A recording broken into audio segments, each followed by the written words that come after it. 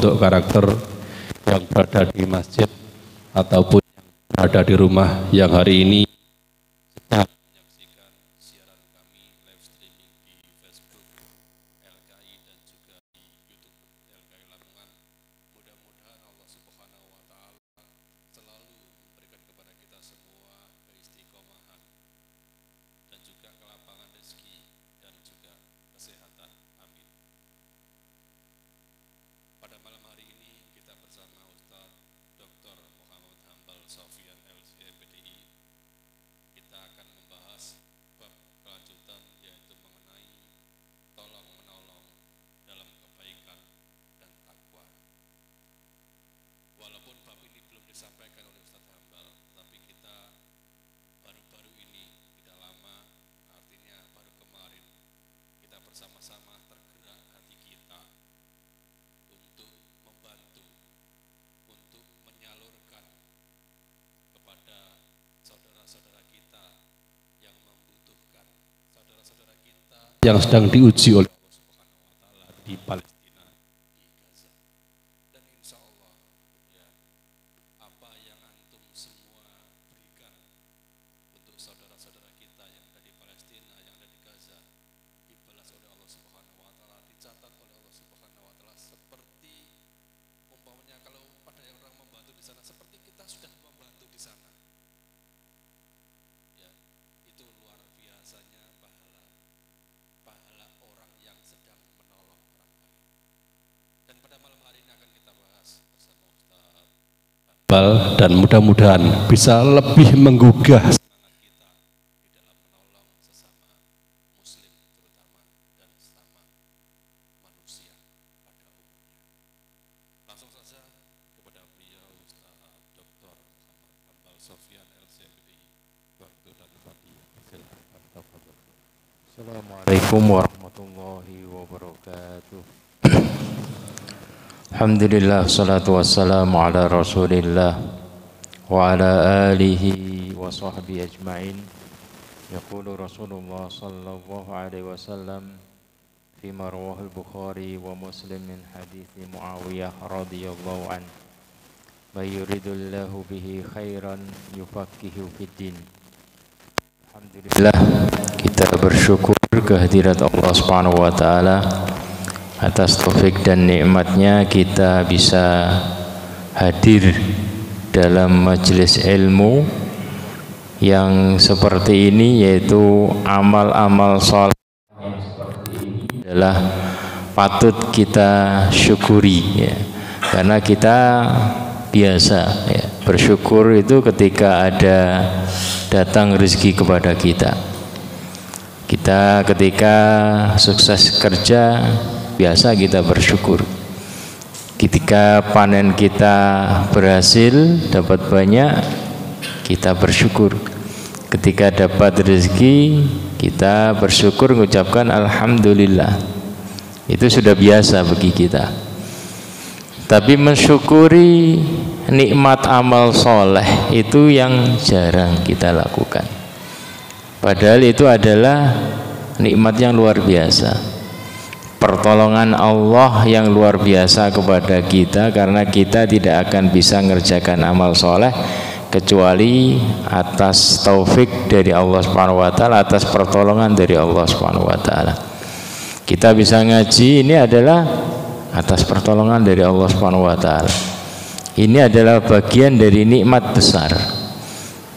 Kenapa? Karena kalau kita tidak syukuri, kita tidak anggap ini sebagai nikmat yang besar, maka itu biasa-biasa saja. Itu akan hilang berlalu. Namun kalau kita mensyukurinya, la in syakartum la azidannakum. Kalau kalian mensyukuri, aku akan tambah semangat. Ya. Kalau kita ini anggap sebagai nikmat, kemudian kita ucapkan alhamdulillah, maka kedepannya kita akan semangat lagi, lebih bersemangat lagi, karena ini adalah bagian dari nikmat. Ya, karena berapa banyak dari kawan-kawan kita yang dulunya semangat taklim, tapi mungkin sekarang terbelit dengan pekerjaannya sehingga nggak sempat jamaah, nggak sempat ngaji, nggak sempat baca Quran. Ya. itu tampilan zahir secara duniawi mungkin sebagai orang yang sukses, tapi secara hitung-hitungan bukan seperti itu. Kamu sukses dalam Islam, kamu sukses dalam Islam itu adalah kalau kita bisa tadi ya, bisa mengambil dunia kita, tapi kita tidak lupa dengan pekerjaan, dengan amalan-amalan akhirat kita. Kita bisa makan, menafkahi keluarga, tapi kita masih bisa sholat jamaah, bisa ngaji bareng, bisa baca Quran. Itu adalah orang yang sukses ya. Jadi banyak dari kita yang dulu semangat, tapi kemudian setelah itu terbelit dengan rasa malu ya. Sudah malu lagi ikut taklim, sehingga itu penghalang utama nih. Penghalang utama taklim itu adalah sombong dan malu. Sombong merasa sudah pintar, malu ya karena tadi sudah malu ketemu lagi dengan kawan, malu, dan ya, itu adalah salah satu penghalang ya. Maka Rasulullah SAW mengatakan rahimallahu imra'atan ansar, Allah merahmati kaum wanita Ansar. Rasa malu mereka tidak menghalangi mereka untuk bisa semangat dalam thalabul ilm. Maka patut ini kita syukur. Maka Rasulullah SAW dalam setiap amal soleh yang berhasil beliau kerjakan, beliau biasakan mengucapkan setelahnya alhamdulillahilladzi bi ni'matihi tatimmus sholihat. Segala puji bagi Allah yang dengan nikmatnya amal-amal soleh bisa dituntaskan, bisa dikerjakan ya. Jadi dalam riwayat Ibnu Majah ya, karena Rasulullah SAW idza ra'a ma yuhib qala alhamdulillahilladzi bi ni'matihi tatimmus sholihat wa idza ra'a ma yakrah qala alhamdulillah ala kulli hal. Jadi Aisyah menuturkan Rasulullah itu kalau beliau mendapati sesuatu yang beliau suka, berhasil mengerjakan suatu amal-amal soleh, maka beliau mengucapkan alhamdulillah bi ni'matihi, alhamdulillah alladzi bi ni'matihi tatimmus sholihat. Segala puji bagi Allah yang dengan nikmatnya amal-amal soleh bisa terlaksana. Wa idza ra'a ma yakrah, kalau beliau mendapati sesuatu yang tidak sesuai dengan harapan, maka beliau mengucapkan, karena setiap dari kita punya rencana, punya harapan, ini harus begini, tapi yang menentukan itu adalah Allah Subhanahu wa taala. Ketika tidak sesuai, itulah namanya takdir. Maka beliau mengajarkan kepada kita untuk mengucapkan agar kita tidak mencela takdir, agar kita ini ridha dengan takdir yang ada. Maka kita ucapkan alhamdulillah ala kulli hal, segala puji bagi Allah atas segala keadaan. Pokoknya Allah Subhanahu wa taala, mungkin itu adalah keadaan yang kita hadapi itu mungkin jelek dalam pandangan kita sekarang, tapi hakikatnya kedepannya itu luar biasa kebaikannya, karena takdir Allah Subhanahu wa taala itu adalah penuh dengan hikmah. Maka Rasulullah mengajarkan kepada kita, ketika kita mendapati sesuatu itu tidak sesuai dengan harapan, maka kita tetap mengucapkan alhamdulillah ala kulli hal. Maka sebagaimana dalam riwayat yang sudah kita sebutkan, ketika Allah Subhanahu wa taala menguji seorang hamba, memerintahkan malaikat untuk mencabut nyawa anak seorang hamba, kemudian dia kerjakan, maka Allah bertanya kepada malaikat ini, apa yang dikerjakan oleh hambaku? Apa tanggapan hambaku? Maka malaikat menjawab, hambamu tetap memujimu ya Allah. Maka Allah katakan kepada malaikat ini, bangunkan bagi hambaku ini rumah di surga dan beri nama dengan Baitul Hamdi, kasih nama dengan rumah pujian. Jadi mari kita selalu mensyukuri nikmat-nikmat kebaikan yang berhasil kita kerjakan, agar kedepannya kita semakin ditolong oleh Allah Subhanahu wa taala untuk bisa mengerjakan proyek-proyek kebaikan. Pembahasan kita pada malam hari ini masuk pada bab, yaitu bab tolong menolong dalam kebaikan dan takwa, ya. Hadis yang pertama, an Zaid bin Khalid al-Juhani radhiyallahu anhu qala qala Rasulullah sallallahu alaihi wasallam, man jahaza ghaziyan fi sabilillah faqad ghaza wa man khalafa ghaziyan fi ahlihi bi khairin faqad ghaza. Rawahul Bukhari wa Muslim. Dari Zaid bin Khalid al-Juhani radhiyallahu anhu yang menuturkan Rasulullah sallallahu alaihi wasallam bersabda, man jahaza, barang siapa yang menyiapkan, ya, menyiapkan orang yang berperang di jalan Allah, ya. Jahaza itu adalah bukan sekedar membantu perbekalan, tapi jahaza itu adalah menyiapkan orang yang berperang di jalan Allah, orang yang berjuang di jalan Allah. Kenapa? Karena agama ini perlu pembela, ya. Agar agama ini adalah tinggi, dimenangkan oleh Allah Subhanahu wa taala, maka perlu adanya orang-orang yang khusus, ya, mengkhususkan diri untuk ngurusi agama ini, ya. Dan kita yang tersibukkan dengan pekerjaan, maka harus menempatkan diri sebagai penyokong, membantu, agar kita mendapatkan pahala yang sama. Faman jahaza ghazian, kata Syekh Utsaimin, jahaza di sini adalah menyiapkan tiga hal: menyiapkan kendaraan, ya, menyiapkan bekal, dan menyiapkan persenjataan. Nah, itu namanya jahaza, bukan sekedar bantu. Meskipun bantu nyumbang itu juga dapat pahala, tapi kalau kita pengen sempurna, dapat pahala sempurna, tiga hal tersebut harus kita kerjakan. Semuanya disiapkan, baik kendaraannya, kalau sekarang itu tiketnya, atau perbekalannya selama dia berjuang fisabilillah, dan yang ketiga adalah persenjataannya. Itu baru kita mendapatkan pahala yang sempurna. Kalau kita nyumbang sebagian, ya dapat sebagian, ya. Seperti bangun masjid, ya, nyumbang sebagian, ya dapat pahala. Tapi kalau pengen dapat sempurna, ya ditanggung sendiri pembangunan masjid. Seperti orang Arab, ya, membangun ini pokoknya harus dari saya semuanya, satu bangunan. Nah, seperti itu. Kalau kita kalau kuat Masjid Mafwan bangun sendiri dia, bagus itu, ya. Indonesia masih jarang, kalau di Arab itu begitu, ya. Semangatnya itu nggak tanggung-tanggung, ya. Tapi kalau kita ini semangatnya itu adalah semangat bersama-sama, ya. Yang penting kan jadi, ya. Jangan diborong satu orang, kita semua harus rame-rame ikut ini, sehingga kita bisa menikmati bareng, ya. Jadi tabiat masing-masing itu ya punya ciri khas tersendiri. Jadi man jahaza ghaziyan fi sabilillah, barang siapa menyiapkan orang yang berjihad fi sabilillah. Lebih bagus lagi juga termasuk adalah orang yang bisa mengkader, ya.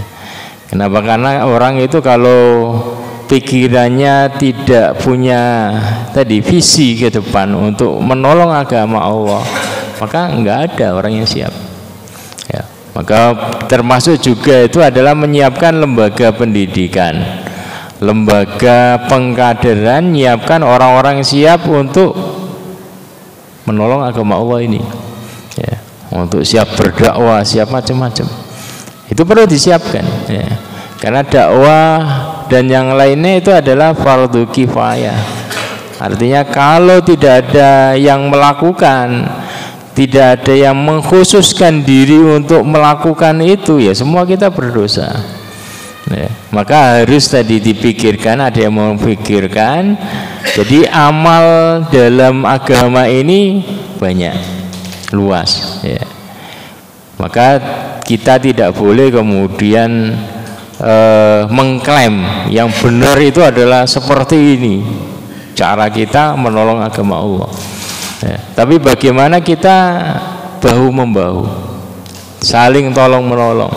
Boleh jadi kawan kita yang tersibukkan dengan dunia itu dia terbuka hatinya sehingga hasil dari kerjanya itu dia sisihkan untuk urusan ini sehingga dia mendapatkan pahala. Mungkin tampilannya dia tidak ikut, tapi dia dari belakang itu menyiapkan ya. Maka itu yang bagus. Artinya ini menolong agama Allah ini perlu banyak sisi, dari berbagai macam sisi ya. Sehingga kita semua mendapatkan pahala ya. Man jahaza ghazian fi sabilillah faqad ghaza. Barang siapa menyiapkan orang yang berjuang di jalan Allah, maka dia juga mendapatkan pahala tadi jihad, pahala kita, pahala berjuang di jalan Allah ya. Dan itu kita butuhkan. Kenapa? Karena kita butuh pertolongan dari Allah Subhanahu wa taala untuk ngurusi dunia kita. In tansurullah yansurkum. Jika kalian menolong agama Allah, Allah akan menolong kalian. Nah, itu yang kita butuhkan. Salah satu jalan agar Allah Subhanahu wa taala memudahkan urusan kita itu adalah kita ikut andil dalam urusan seperti ini. Kemudian beliau melanjutkan man khalafa ghazian fi ahlihi bi khairin faqad ghaza. Barang siapa yang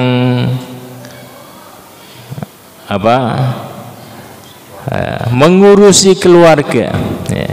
Khalafa itu adalah mengurusi keluarga orang yang berjuang fisabilillah.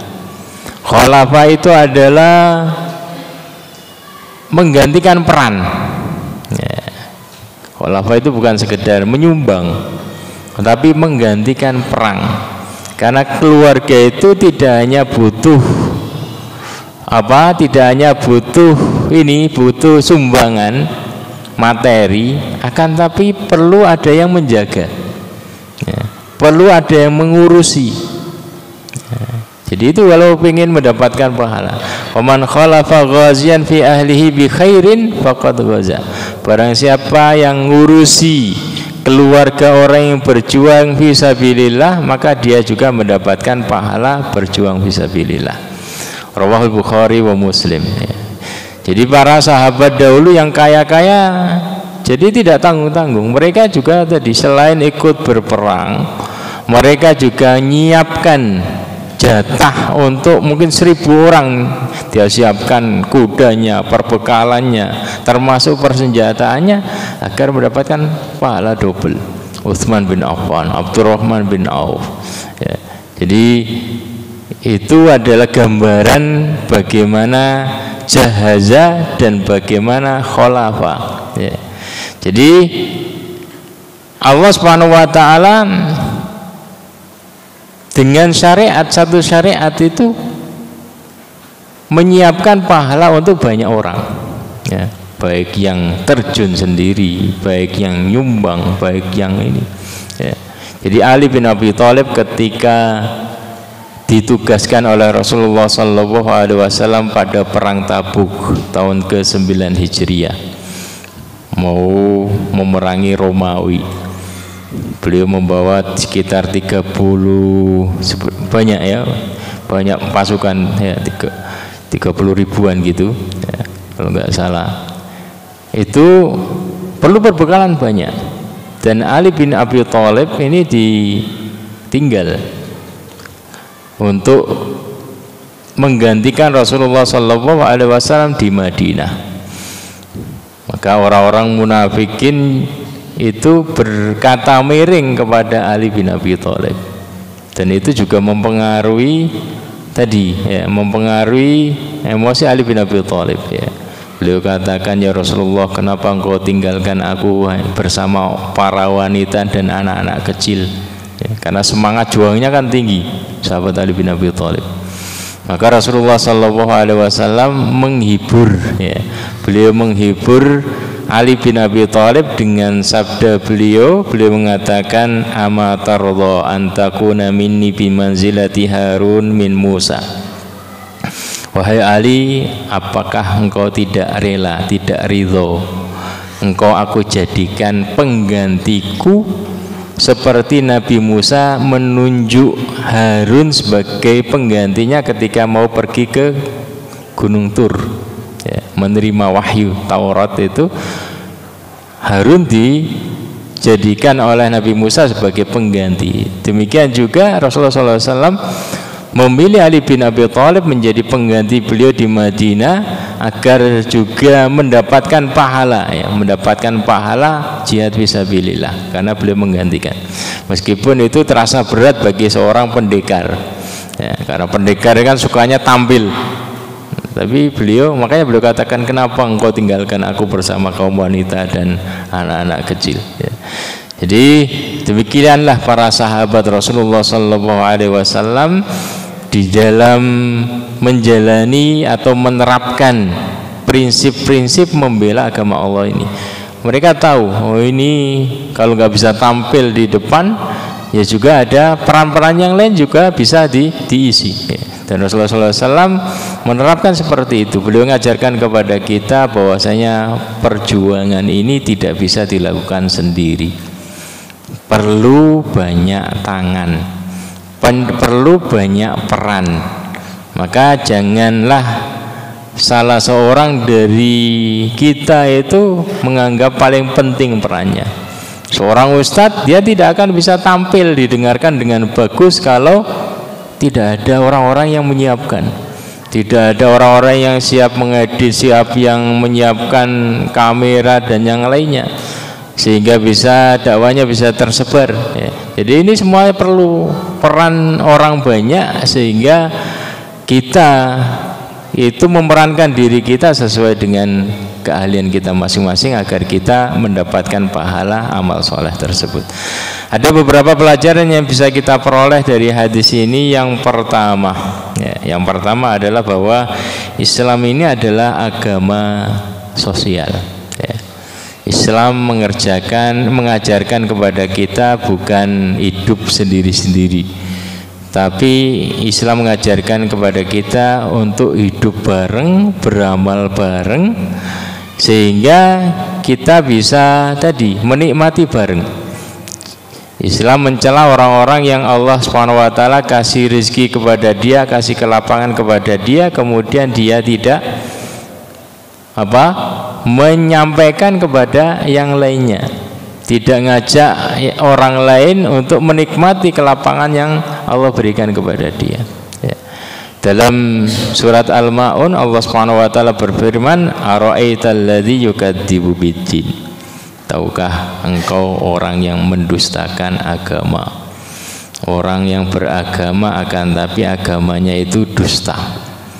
Fadzalikal ladzi yad'ul yatim, orang yang hanya mementingkan hubungan dia dengan Allah SWT saja, sehingga dia tidak mau ngurusi anak yatim, anak yang ditinggal oleh orang yang paling sayang kepada dia, orang yang biasa ngelus-ngelus kepalanya, orang yang menyiapkan semua kebutuhannya. Ini butuh kasih sayang pengganti. Jadi jangan katakan engkau beragama tapi tidak ada kepedulian, ya. Kenapa? Karena Islam ini mengajarkan agar kita ini peduli dengan hal yang seperti ini, bukan hanya urusan kita dengan Allah SWT, tapi juga dengan sesama, terlebih dalam masalah masalah harta, ya. Wala yahuddu ala ta'amil miskin, ya. Jadi semuanya terfokus kepada bagaimana kita menyisihkan hasil kerja kita, bukan hanya kita nikmati untuk kita dan keluarga kita, tapi harus kita sisihkan untuk anak yatim, untuk orang miskin. Fawailul lil musallin, maka celaka orang yang sholat, yang hanya ngurusi urusan dia dengan Allah saja. Kenapa? Karena itu bukan agama yang benar. Agama yang benar itu adalah hablum minallah dan hablun minan nas, ya.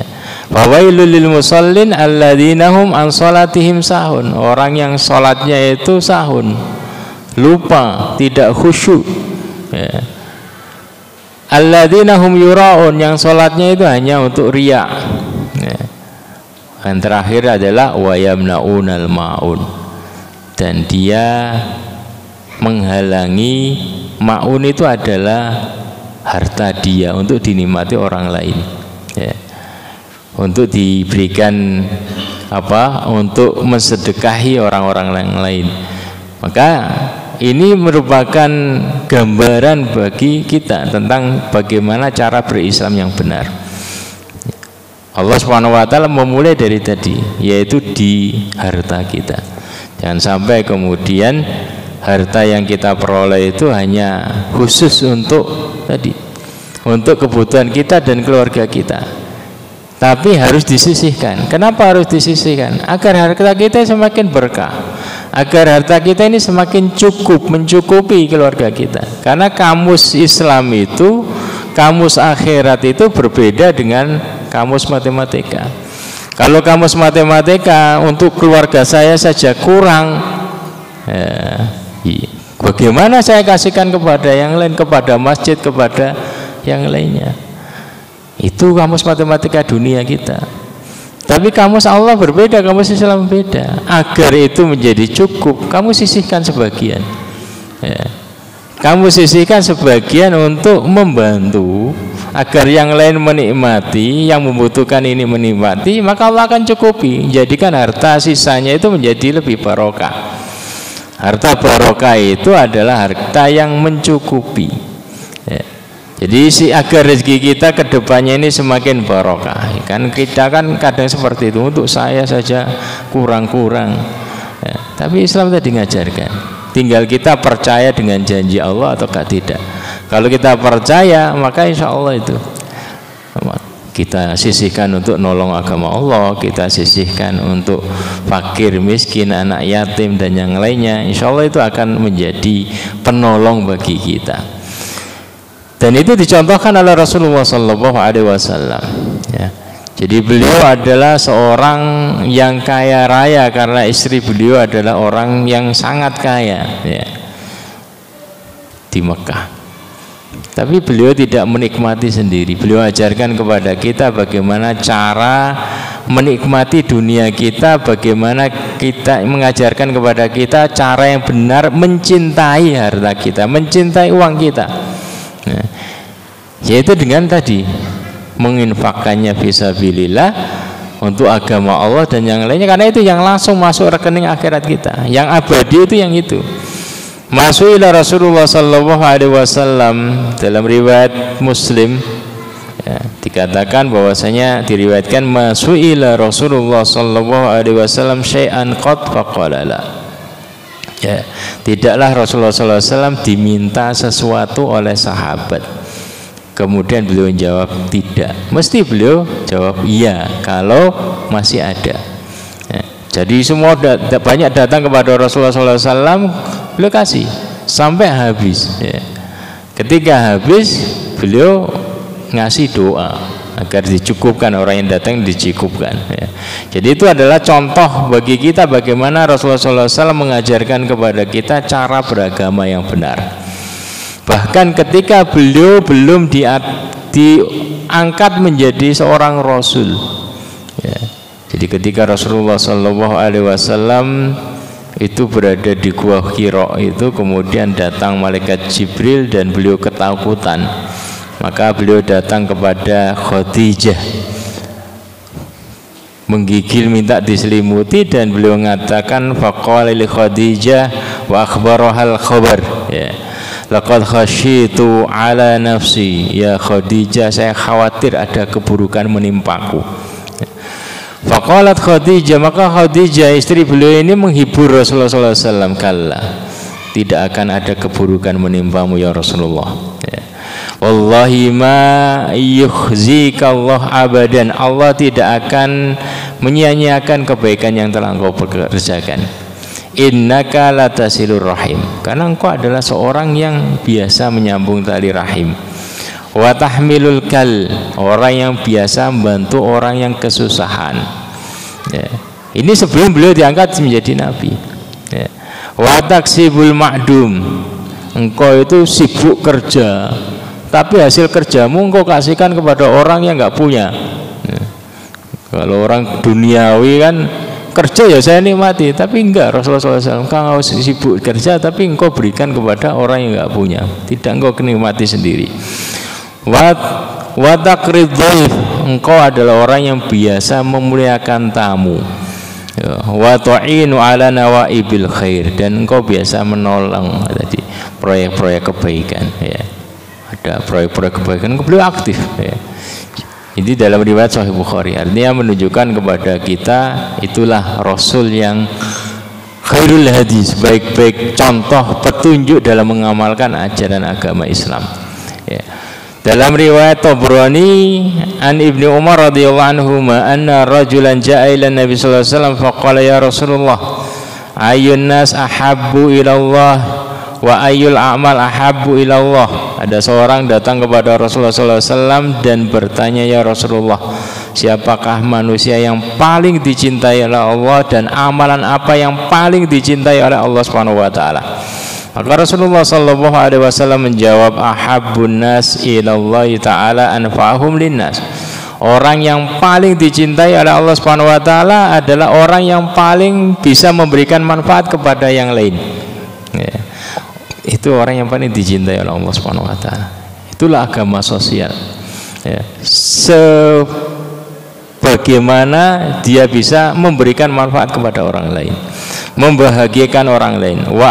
Kemudian beliau melanjutkan, wa ahabbul amal ilallahi ta'ala sururun tudkhiluhu ala muslim. Dan amalan yang paling Allah cintai adalah, ini menunjukkan bahwa Islam itu bukan hanya memperhatikan hubungan seorang hamba dengan Allah, tapi terlebih adalah bagaimana kita ini aktif ya, memberikan manfaat kepada yang lain. Hablum minan nas ya. Beliau katakan amalan yang paling dicintai oleh Allah Subhanahu wa taala adalah sururun, kebahagiaan, tudkhiluhu ala muslim, yang kau sisipkan di hati seorang muslim. Kalau engkau bisa menyisipkan kebahagiaan, menjadikan seorang muslim itu tersenyum, tertawa, itu adalah kebahagiaan, itu kebaikan yang paling Allah cintai, amalan yang paling Allah cintai. Seorang muslim yang pandai menghibur kawannya ya. Adanya dia menjadikan majelis itu ramai, wah itu bagus itu ya. Jadi sururun tudkhiluhu, kebahagiaan yang kau masukkan kepada saudaramu sesama muslim. Au takshifu anhu kurbah ya. Demikian juga dalam hadis yang lain, la tahqiranna minal ma'rufi syai'an walau antal qa'akhaka biwajhin talq. Jangan meremehkan kebaikan sekecil apapun, meskipun bentuk kebaikan tersebut adalah engkau tersenyum saat berjumpa dengan saudaramu. Ketika engkau tersenyum, saudaramu akan tersenyum. Tapi kalau engkau cemberut, yang saudaramu juga akan cemberut ya. Jadi itu adalah kebaikan, minimal kebaikan itu ya. Yaitu ketika engkau berjumpa senyum, atau engkau bisa memasukkan, menjadikan saudaramu ini gembira. Au takshifu anhu kurbah, engkau mampu menyingkap satu kesusahan dari saudaramu. Itu amalan yang paling Allah cintai ya. Masing-masing dari kita punya kebutuhan, kadang punya kesusahan ya. Ketika kita ini bisa peka, itu adalah orang yang terbaik ya, bisa bantu, bisa nyingkap kesusahan saudara kita. Au taqdi anhu dainan, atau ya, amalan yang selanjutnya yang paling Allah cintai itu adalah engkau bisa membayar hutang saudaramu. Atau ketika engkau dihutangi, engkau kasih kelonggaran jangka waktu, atau engkau kurangi, artinya jatah bayarnya, atau engkau ikhlaskan ya. Jadi itu ya, diantara yang Allah Subhanahu wa taala sukai. Cuman Rasulullah SAW berpesan kepada kita, la tukhawif, jangan jadikan jiwa kamu itu ketakutan setelah dia aman. Yaitu dengan apa? Dengan banyak berhutang. Jadi hutang itu adalah jalan terakhir, bukan hobi. Karena kalau hutang jadi hobi itu yang rusak. Ya. Tabiat rusak itu adalah ketika hutang dijadikan hobi, sedikit-sedikit hutang, sedikit-sedikit hutang. Ya, bahaya. Ya. Tapi hutang yang benar itu adalah ketika betul-betul tadi susah. Ya. Jadi Rasulullah SAW saja pernah hutang, pinjam kepada seorang Yahudi, ya kan? Itu menunjukkan bahwasanya itu nggak ada masalah ketika tadi terjangkau, ketika betul-betul susah. Tapi kalau itu dijadikan sebagai hobi itu yang jadi masalah. Ya. Kemudian beliau melanjutkan, autatruduan hujuan. Amalan yang paling Allah cintai yang selanjutnya adalah engkau menghilangkan kelaparan dari saudaramu, ngasih makan. Ya. Wala an amshi ma'a akhin fi hajatin. Nah, ini sangat bagus sekali sabda Rasulullah SAW. Sungguh aku bisa berjalan nemani saudaraku sesama muslim, ya, fi hajatin, untuk menuntaskan hajatnya, keperluannya, bantu dia. Itu lebih aku cintai, ahabbu ilayya min an a'takif fi hadzal masjid, yakni Masjidil Madinah syahran. Lebih aku cintai daripada aku iktikaf di masjid ini, yaitu Masjid Nabawi, yang sholat di dalamnya itu dilipat gandakan menjadi 1000 wali rakaat di tempat yang lain selama sebulan. Ya. Jadi aku bisa nemani kawanku untuk menuntaskan hajatnya, itu lebih aku cintai, artinya itu lebih afdol daripada aku iktikaf selama sebulan di Masjid Nabawi. Ya. Kemudian beliau melanjutkan, waman kaffa ghadabahu satarallahu auratah. Barang siapa yang mampu menahan murkanya, menahan emosinya dengan saudaranya, ya, maka Allah SWT akan tutupi auratnya. Ya. Dia bisa melampiaskan karena dia punya kekuatan, tapi dia tidak mau menuruti emosinya karena ini saudara sesama muslim, oh ini tetangga, oh ini begini. Ya, maka apa balasannya? Allah akan menutupi auratnya, kekurangannya. Aurat itu lebih kepada kejelekan-kejelekannya. Ya. Waman kadzuma ghaidahu walau syaa ayyumdihi amdahu mala Allahu qalbahu raja yaumal qiyamah. Ya. Jadi barang siapa yang mampu menahan emosinya padahal dia mampu melampiaskannya, Allah akan penuhi hatinya nanti pada hari kiamat dengan berbagai macam pengharapan kepada Allah Subhanahu wa taala. Waman masya ma'akhihi fi hajatihi hatta yatahayya lahu. Barang siapa yang mau menyempatkan diri berjalan bersama sahabatnya, menemani dia untuk menunaikan hajatnya sampai tertunaikan, sampai terlaksana, maka Allah akan asbatallahu qadamah. Allah akan menetapkan kakinya, menjadikan kakinya itu bisa bertahan, ya, ketika di Sirat, ketika ditanya oleh Allah Subhanahu wa taala menghadapi hisab. Ya. Yauma tazulul aqdam, ya, ketika banyak kaki-kaki yang gak berhasil tegak. Ya. Jadi inilah cara beragama yang baik, yang menunjukkan bahwasanya Islam itu adalah agama sosial, agar kita itu bukan hanya ngurusi diri kita saja, ngurusi keluarga kita, tapi juga kita ngurusi agama ini, ngurusi orang yang membutuhkan, bahkan kawan kita. Ini terkadang aneh, ya. Terkadang aneh ketika kita hidup di dunia tadi materialistis. Segala sesuatu harus diukur dengan uang. Ini sehari kerja bisa dapat ratusan ribu, kok saya hanya ngancani kawan nuntaskan, kok hanya saya ngurusi masjid, ngedarkan amplop, kok hanya saya tadi membantu kawan mungkin ini dan itu, ya. Jadi itulah agama Islam yang benar.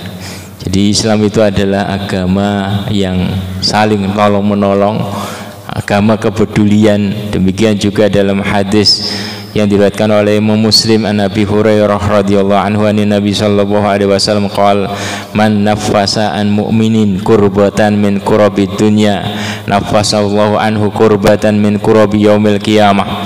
Barang siapa yang nafasa itu adalah melapangkan ya, kesusahan yang dihadapi oleh seorang mukmin, maka Allah akan melapangkan kesusahannya nanti pada hari kiamat ya. Kenapa ini yang Rasulullah SAW sebutkan? Karena kalau kesusahan dunia, kalau kita masih di dunia atau kesusahan dunia kita, masih banyak orang yang bisa kita minta tolong, masih banyak tabungan kita yang kita simpan ya. Tapi kalau di akhirat dan banyak kesusahan yang kita dapati, kita berada di tempat yang asing bagi kita ya, karena sudah dirubah semua alamnya, maka itu yang sangat kita butuhkan. Jadi barang siapa yang melapangkan kesusahan, membantu melampangkan kesusahan seorang mukmin, maka Allah akan melapangkan berbagai macam kesusahannya nanti pada hari kiamat. Waman yassara ala mu'sirin yassarahullahu alaihi fid dunya wal akhirah. Barang siapa yang memudahkan barang siapa yang memudahkan orang yang sedang kesulitan, maka Allah akan memudahkan urusannya di dunia dan di akhirat ya. Waman satara musliman satarahullahu fid dunya wal akhirah. Barang siapa yang menutupi aib saudaranya muslim di dunia, maka Allah akan menutupi aibnya nanti, kesalahannya, dosanya nanti di akhirat ya. Ini yang penting selanjutnya, wallahu fi aunil abdi maka al abdu fi auni akhi. Allah itu akan senantiasa menolong hambanya selama hambanya tersebut itu semangat menolong saudaranya ya. Terkadang kita mungkin punya pikiran, saya saja sedang susah, kenapa saya menolong orang lain? Padahal konsep agama adalah seperti ini, agar Allah menolong kamu, agar kita ini terbebas dari jeratan kesusahan kita, maka tolong orang lain ya. Sempatkan untuk nolong orang lain, sempatkan nolong agama, sisihkan tadi. Kemudian Rasulullah SAW melanjutkan, waman salaka tariqan yaltamisu fihi ilman sahalallahu lahu bihi tariqan ilal jannah. Barang siapa yang menempuh jalan untuk menuntut ilmu, maka Allah akan mudahkan baginya jalan menuju surga. Hubungannya apa ya? Di awal mukaddimahnya itu melapangkan kesusahan, menolong saudara ya. Kok ujung-ujungnya itu adalah mansalah katorikan, barang siapa menempuh jalan menuntut ilmu. Hubungannya adalah diantara yang perlu kita tolong, yang efeknya banyak, itu adalah menolong penyebaran ilmu.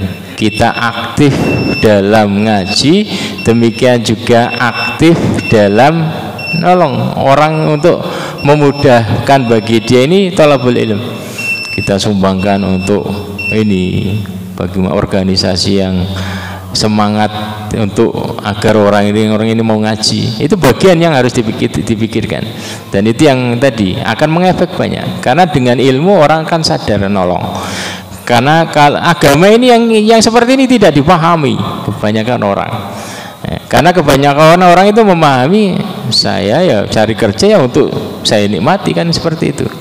Tapi cara beragama yang tadi ini yang diajarkan adalah engkau akan bisa menikmati hidup kalau engkau mau nyisihkan. Engkau akan ditolong oleh Allah kalau engkau mau nyisihkan sebagian dari hartamu untuk menolong agamanya, untuk menolong orang-orang yang membutuhkan. Ya, silakan adzan.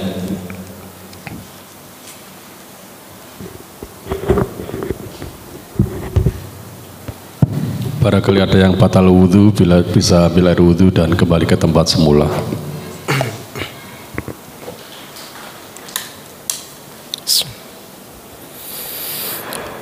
Allahu Akbar.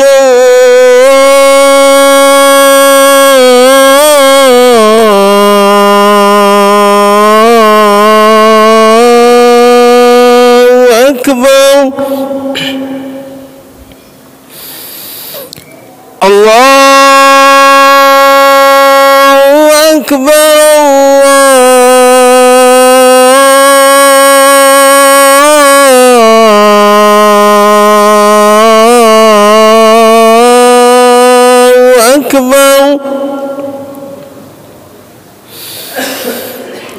أشهد أن لا إله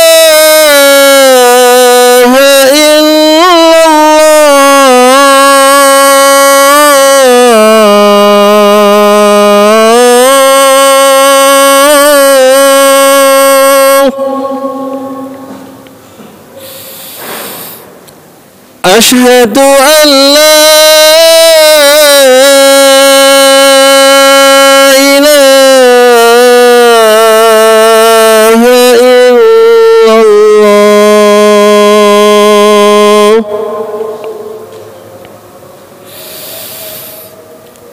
أشهد أن محمدا رسول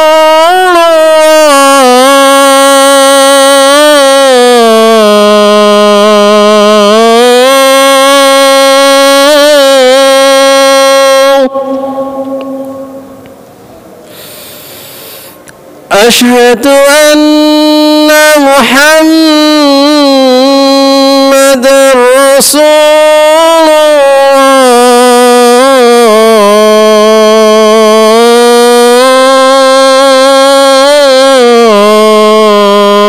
الله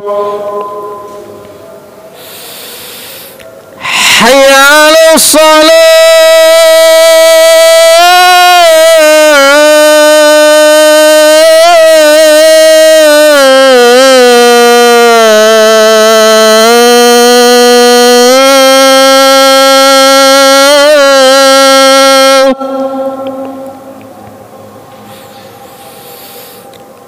حي على الصلاة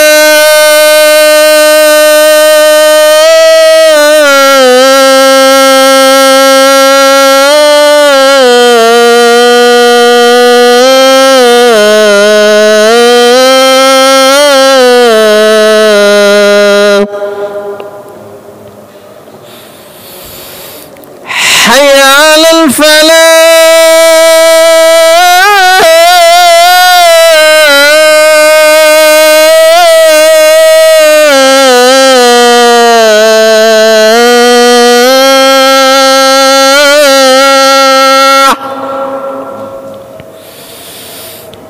حي على الفلاح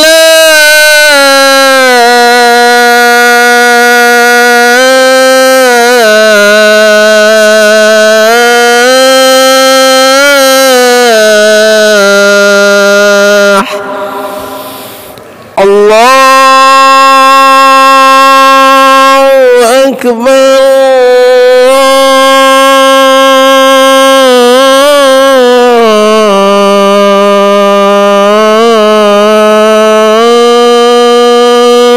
أكبر لا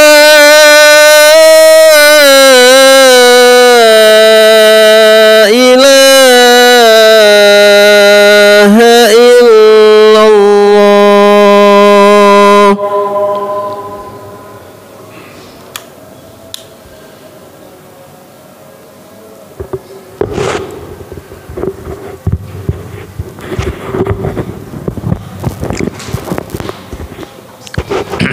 Ya, kita lanjutkan sebentar.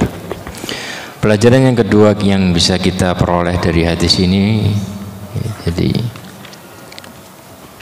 hadis ini mengajarkan kepada kita tentang keutamaan ya, saling tolong menolong dalam kebaikan, dalam beragama dan dalam takwa.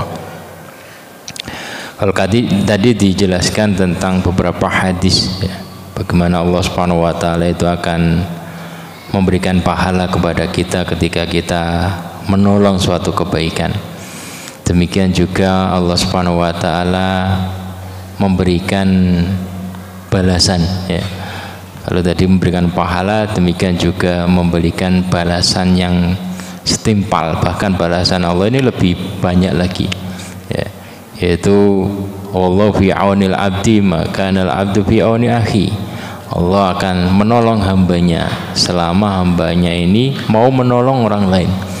Artinya ketika kita susah jalan di antara jalan solusi kesusahan kita itu adalah menolong orang lain, menyisihkan sebagian dari yang kita miliki untuk nolong orang lain, karena dari situ Allah akan menolong, memudahkan kesusahan kita.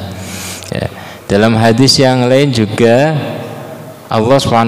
Rasulullah Shallallahu Alaihi Wasallam bersabda, yaitu dalam riwayat Tabrani ya, dan Ibnu Abi Dunya dari Abdullah bin Umar radhiyallahu anhu, qala Rasulullah Shallallahu Alaihi Wasallam, inna lillahi aqwaman ikhtassahum bin ni'am limana fi'il ibad yukirruhum fiha ma badaluha fa idza mana'uha naza'aha minhum fa hawwalaha ila ghairihim. Ya. Jadi Rasulullah Shallallahu Alaihi Wasallam bersabda, sesungguhnya Allah Subhanahu Wa Taala memiliki atau memilih hamba-hambanya yang Allah khususkan dengan limpahan nikmat untuk kemanfaat hamba-hamba yang lain. Artinya Allah pilih menjadi kran kebaikan, menjadi fasilitator. Ya. Yukirruhum fiha ma badaluhu. Allah akan tetap melimpahkan kenikmatan kepada orang-orang ini selama dia siap menjadi fasilitator, menjadi penyalur kepada yang lain. Ya. Fa idza mana'uha, kalau dia ini ganti pikiran, berubah pikiran, yaitu nikmat yang Allah berikan kepada dia kemudian dia stop kepada yang lain, dia hanya nikmati sendiri, maka naza'aha minhu, Allah akan cabut kenikmatan tersebut dari ini. Allah akan alihkan ya, kerannya kepada yang lainnya. Ya. Allah akan pilih hamba-hamba yang lain sebagai keran, ya, fasilitator yang akan menyalurkan kepada hamba-hamba yang lainnya. Fahawwalaha ila ghairihim, Allah akan alihkan kepada yang lainnya. Jadi hadis ini menjelaskan kepada kita, ya, menjelaskan kepada kita bahwa ketika Allah Subhanahu Wa Taala melimpahkan nikmatnya, kemudian kita semangat untuk menyalurkan kepada yang lainnya. Ketika kita ngelasakan seperti itu, insya Allah Allah akan kekalkan, tetap milih orang tersebut. Tapi kalau dia tadi mungkin pengaruh istrinya, kenapa kamu itu sibuk kerja kok kamu kasihkan kepada yang lain, kemudian dia berubah pikiran, semuanya dimasukkan ke dalam rekening dunia dia, ya sudah Allah stop. Pekerjaannya macet, ininya macet, ya. Kenapa? Karena dia ini hanya sebagai fasilitator, ya. Jadi harta yang Allah kasih itu amanah. Kalau kita ini tadi sadar amanah tersebut, kemudian disalurkan kepada yang lain, maka kedepannya akan dikasih amanah lagi. Seperti kita nunjuk seseorang untuk menyalurkan amanah dari kita harta.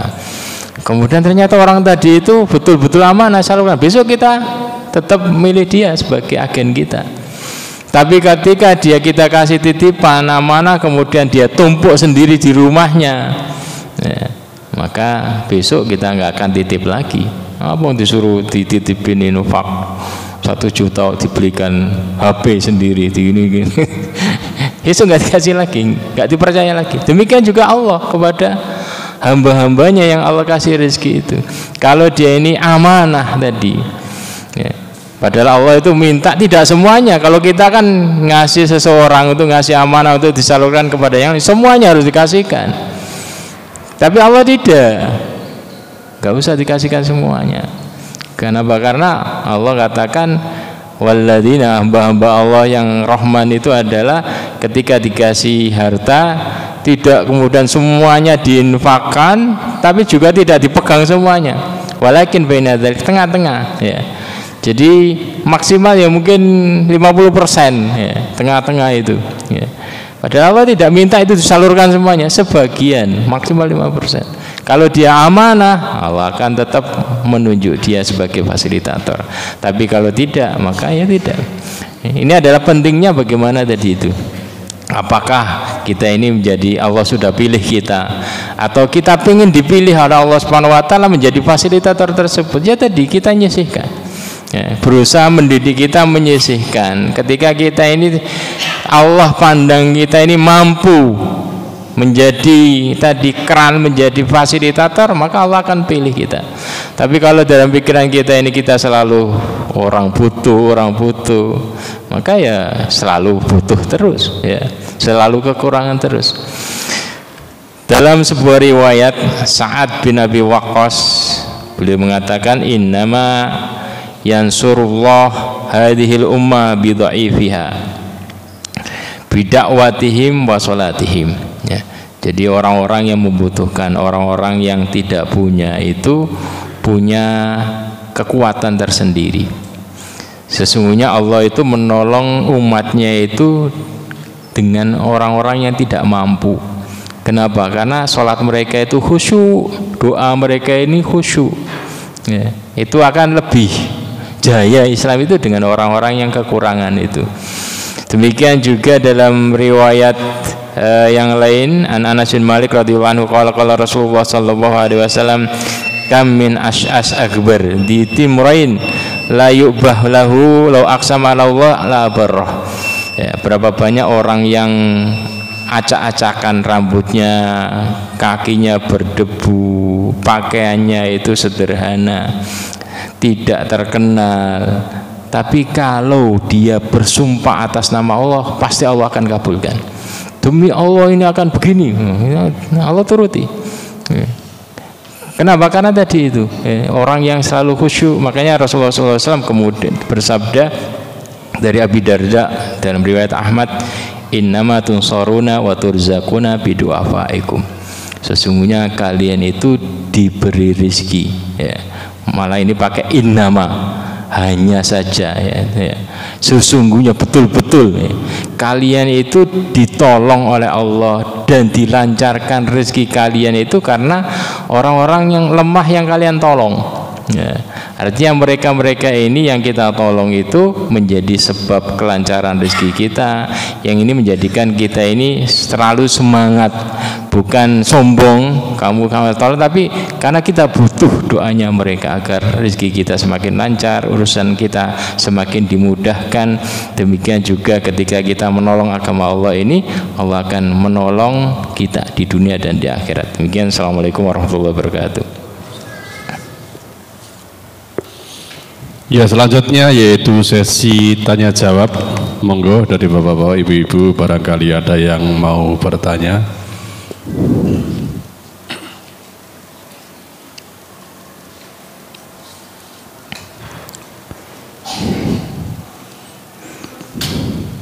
Iya, masih. Mik.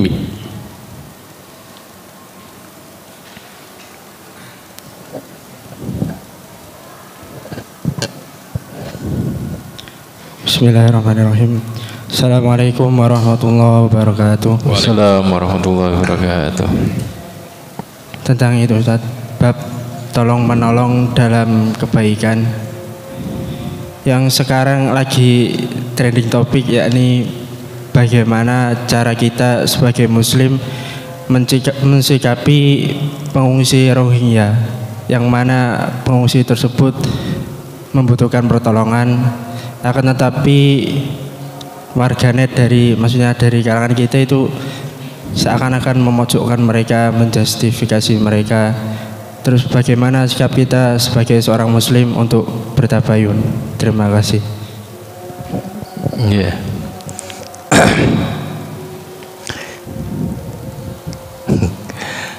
Ya, Rohingya.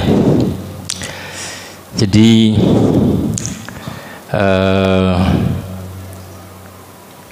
kondisi berbeda antara zaman dahulu dengan sekarang, ya. Kalau dahulu kan bisa bebas pindah kemana-mana, ya. Dahulu sudah bisa bebas kemana-mana, tanpa ada batas. Kita mau tinggal berlama-lama juga bebas, ya. Tapi kalau sekarang kan kondisinya ini kan sudah jadi negara-negara, ya. Negara-negara, kemudian juga makanya ketika ada yang memberikan solusi Palestina, orang Palestina suruh hijrah saja, ya. Ternyata itu bukan solusi hijrah itu, ya. Kalau dulu kan dikatakan sampai dalam ayat, kenapa kalian tidak hijrah sampai kan seperti itu. Tapi kondisi ini beda ya. Jadi bagaimana kita itu bisa mengolah daerah kita ini menjadi nyaman ya, nyaman gitu. Artinya jangan sampai kemudian terpengaruh, terprovokasi, kemudian kita ninggalkan karena tidak mudah kemudian urusan setelahnya. Ya. Jadi urusan Rohingya ini masalahnya kan begini ya. Kenapa kok sekarang kok jadi mereka terpojokkan? Ya, mereka terpojokkan.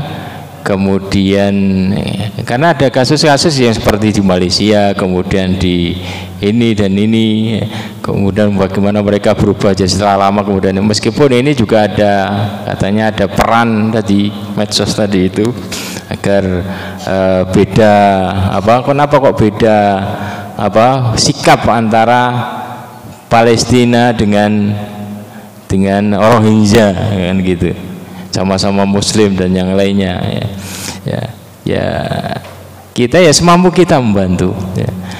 Kenapa? Karena kita nggak punya negara, maksudnya negara Islam betul-betul Islam kemudian ini ya. Jadi kita punya negara Indonesia ini kan negara yang punya aturan tersendiri ya. Jadi kalau kita bantu ya semampu kita ya, bantu ya semampu kita membantulah. Tapi kemudian harus menyiapkan tempat dan yang lainnya, yaitu nunggu khilafah kan gitu, nunggu adanya khilafah kemudian ini aturan seperti dulu lagi mungkin bisa.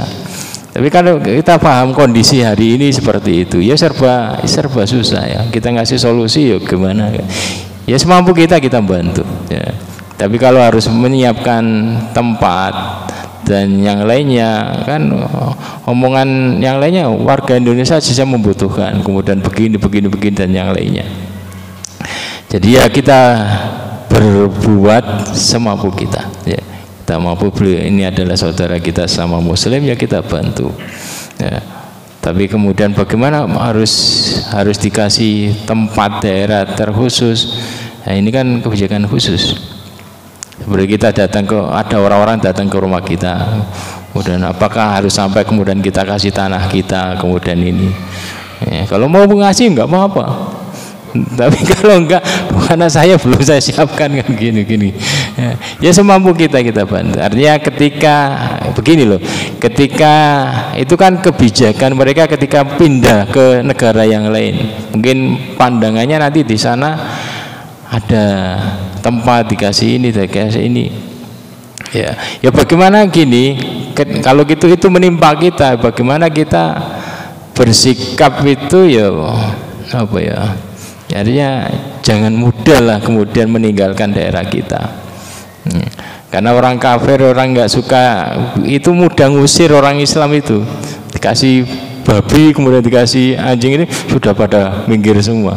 Tapi bagaimana kita ya ke depan itu ini daerah saya bagaimana saya menjaga semaksimal mungkin karena saya bisa berdakwah yang bagus, yang mudah diterima kan seperti itu ya.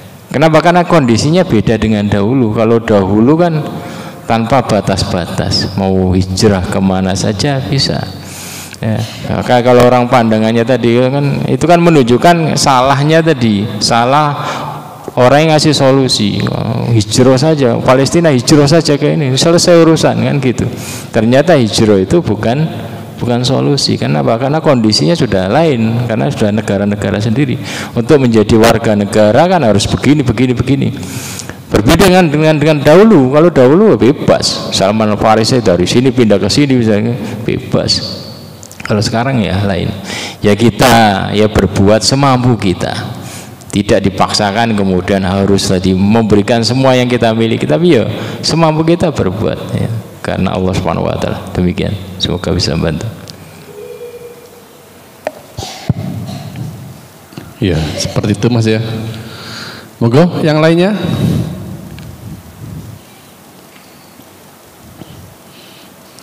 Ya, karena nggak ada Ustaz, saya yang tanya Ustaz. Dalam hadis tadi yang antum terangkan tentang Rasulullah itu menemani sahabatnya di dalam apa itu untuk memenuhi hajatnya. Ya, sampai Rasulullah itu mengatakan bahwa nah, ini yang apa itu yang aku cinta, yang aku apa mengutamakan ini daripada iktikaf di masjid selama 30 hari. Sebenarnya ini apa yang ingin disampaikan oleh Rasulullah SAW tentang pesan ini, Ustaz? Ya, isi pesan tersebut itu adalah agar kita ini peduli dengan saudara kita, ya, agar kita ini memperhatikan, bukan hanya ngurusi tadi hubungan kita dengan Allah saja, kekhusyuan kita dengan Allah, tapi juga tadi peduli. Ya. Kalau masing-masing dari Muslim itu bersikap seperti itu, maka makmur, masyarakat Islam itu makmur. Enak jadi orang Islam itu. Ternyata kenapa? Banyak yang bantu. Ya. Mau hajatan semua pada bantu, siap saya bantu. Ya. Tapi ini yang seperti ini kan kemudian tergerus tuh. Ya. Mulai tergerus. Orang kemudian segala sesuatu dihargai dengan duit. Kalau nggak ada duit ya nggak mau. Masjid saja mau ngedarkan amplop aja bingung nyari orang, apalagi ini sesama Muslim kan begitu. Ini kan mulai tergerus. Ya. Jadi kita pengen dikembalikan lagi seperti kepribadian seorang Muslim tadi itu adalah perlu tadi ada kepedulian, tidak segala sesuatu harus dihargai dengan duit. Ya, kita butuh keberkahan hidup. Salah satu diantaranya adalah dengan membantu, dengan tadi. Jadi kalau masing-masing berpikir seperti itu, kegiatan Islam makmur, ya, masyarakat Islam makmur. Ya, seperti ini, ketika kita melihat ada air gini, berarti ada orang yang ngasih, nggak mungkin ini datang sendiri. Ketika ada kurma gini, berarti ada yang istiqomah bawa kurma ke sini. Ini pakai duit ini belinya, ya, karena di Indonesia nggak ada yang tanam kurma di sini. Yang mesti pakai duit. Ya. Di sini hanya rukem atau jamu atau yang lainnya. Ya. Jadi ketika kita makan, kita sempatkan. Kita doakan barokallah, semoga Allah memberkahi orang yang menghadirkan air ini secara gratis ke sini, orang yang menghadirkan kurma ini secara gratis di sini, sehingga kita ini apa taklim itu dengan enak, ada yang diminum, ada yang dimakan, sehingga mereka yang datang juga seneng kan gitu. Karena kalau kita sempatkan doa, ketika kita mendoakan saudara kita sesama Muslim, malaikat itu mengatakan walaka mislu dzalik, semoga engkau mendapatkan seperti itu juga, semoga engkau itu dibisakan seperti itu juga, bisa menghadirkan air ke majelis taklim, kurma ke majelis taklim dan yang lainnya. Jadi ketika kita melihat kok ada kolak, sempatkan untuk mendoakan barokallah. Biar apa? Biar itu kembali kepada kita, agar Allah membisahkan kita seperti itu. Karena itu tidak hadir sendiri, itu perlu duit datang itu untuk masak macam-macam. Tapi orangnya istiqomah, alhamdulillah. Ya, jadi kita sempatkan doa keberkahan, karena doa keberkahan itu akan meluncur kepada orang yang kita doakan, juga meluncur kepada kita, karena kita didoakan malaikat walaka mislu dzalik, engkau mendapatkan semisal seperti itu semoga, atau engkau semoga bisa dibisahkan seperti itu. Ya. Jazakumullah khairan kepada beliau Ustaz Dr. Muhammad Hambal Sofyan LC PDI. Mudah-mudahan bisa menjadi penyemangat kepada kita semua, bisa mencerahkan dan juga bisa menambah ilmu kita. Ya, karena ilmu itu tidak hanya menjadi sebuah referensi, tetapi ketika kita mengetahui sesuatu, mudah-mudahan kita bisa mengamalkanlah. Itulah yang disebut dengan ilmu.